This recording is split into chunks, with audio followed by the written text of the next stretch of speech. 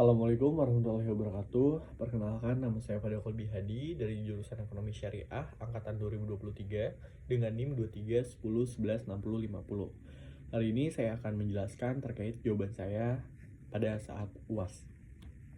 Dengan yang pertama, pertanyaan pertama itu sebutkan sumber penerimaan pemerintah Islam dari dua aspek dan jelaskan kriterianya. Jadi teman-teman, sumber penerimaan Islam itu terdiri dari dua aspek. Ada aspek kewajiban dan aspek sukarela. Aspek kewajiban ini aspek yang didasarkan pada ketentuan di dalam Al-Quran dan hadis sebagai kriterianya. Yang kedua, bersifat wajib bagi individu maupun kelompok. Yang ketiga, digunakan untuk kemaslahatan umum dan pengentasan kemiskinan. Sumber penerimaan dari aspek wajib ini ada beberapa, salah satunya seperti zakat, yaitu kewajiban umat Islam yang hartanya telah memenuhi nisab. Dua, ada jizyah, pajak yang dikenakan kepada non-muslim yang tinggal di negara Islam. Yang ketiga ada kharaj, pajak atas tanah yang dibebankan pada pemilik tanah yang bukan muslim atau tanah yang dikuasai oleh Islam. Yang keempat ada ghanimah, harta rampasan perang. Yang kelima ada usyar, pajak perdagangan atau bea cukai yang mana dikenakan kepada pedagang non muslim yang melintasi wilayah muslim. Lalu di sini ada aspek sukarela dengan kriteria sumber penerimaan yang didasarkan pada kerelaan individu ataupun kelompok tanpa adanya paksaan. Yang kedua, kriteria itu bertujuan mendukung pembangunan dan kemaslahatan umum. Yang ketiga, didorong atas semangat filantropi. Nah, beberapa penerimaan dari aspek sukarela itu ada wakaf, pengelolaan aset seperti tanah, bangunan, uang untuk kepentingan umat. Yang kedua ada infak, pengeluaran harta di jalan Allah dengan sukarela. Yang ketiga sedekah, sumbangan sukarela. Yang keempat ada hibah, pemberian harta dari individu kepada negara atau kelompok. Lalu pertanyaan kedua, yang B, bagaimana kebijakan anggaran belanja dalam Islam yang menekankan keuangan negara untuk transparansi. Dalam Islam, kebijakan anggaran belanja harus sesuai prinsip dan syariat Islam. Prinsip ini meliputi amanah, keadilan, transparansi, efisiensi, dan efektivitas.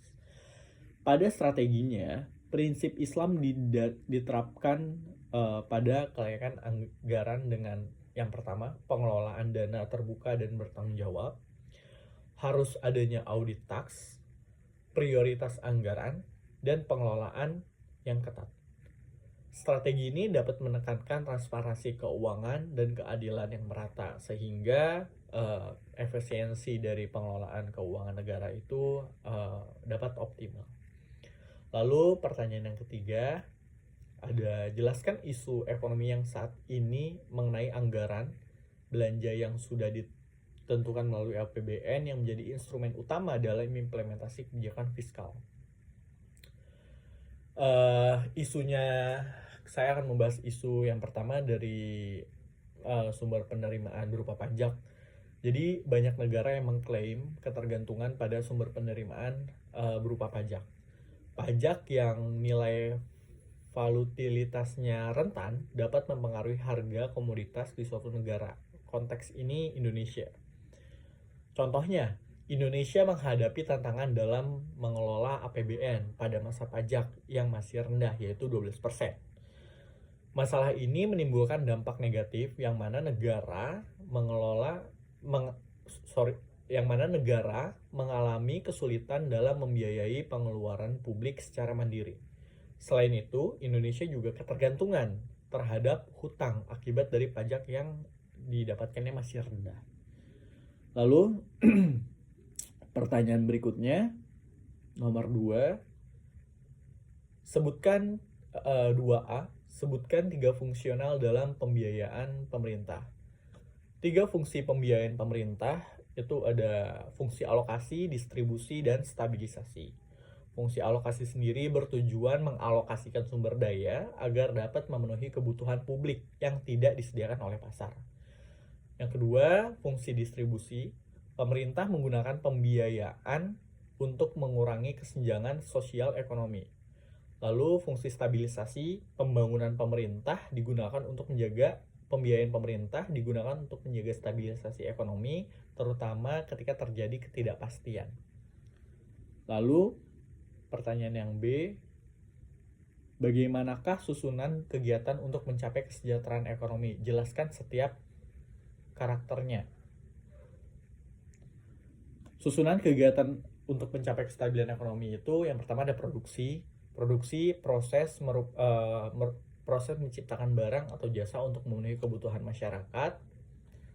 Yang kedua ada distribusi, proses pengelolaan barang atau jasa dari konsumen ke produsen, dari produsen ke konsumen maksudnya. Yang ketiga, konsumsi pemanfaatan barang atau jasa oleh individu atau masyarakat untuk memenuhi kebutuhan dan meningkatkan kesejahteraan hidup. Lalu ada redistribusi kekayaan, proses mengurangi ketimpangan dengan mendistribusikan kembali pendapatan atau kekayaan kepada kelompok yang belum mampu. Lalu yang terakhir ada stabilitas ekonomi, menjaga stabilitas ekonomi seperti tingkat inflasi, pertumbuhan ekonomi, dan neraca perdagangan. Pertanyaan yang C, sebutkan 3 pihak yang berkompeten dalam pengembangan rangkaian di atas. Yang pihak yang pertama itu ada pemerintah atau negara.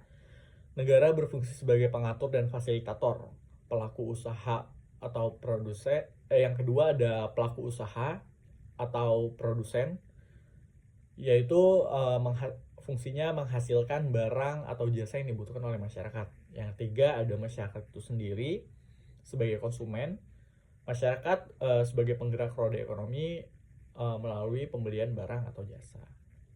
Lalu pertanyaan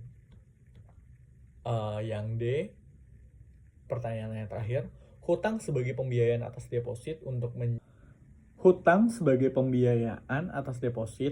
mencakup defisit pemerintah. Mengapa pemerintah melakukan hutang? Jadi pemerintah dalam melakukan hutang itu untuk memenuhi beberapa hal kebutuhan negara. Seperti yang pertama, menutupi defisit anggaran. Pendapatan negara yang tidak cukup untuk membiayai pengeluaran prioritas, yang mana pemerintah mengharuskan mengambil hutang agar program pembangunan tetap berjalan. Yang kedua, mendorong pertumbuhan ekonomi. Hutang digunakan sebagai sumber pembiayaan investasi produktif seperti pembangunan infrastruktur. Yang ketiga, menghadapi krisis ekonomi atau keadaan darurat. Pemerintah dalam berhutang bertujuan mengatasi kondisi ekonomi yang tidak terduga seperti bencana alam atau sedang inflasi. Yang mana hutang tersebut digunakan untuk menjaga stabilitas ekonomi dan kesejahteraan masyarakat. Terima kasih. Wassalamualaikum warahmatullahi wabarakatuh.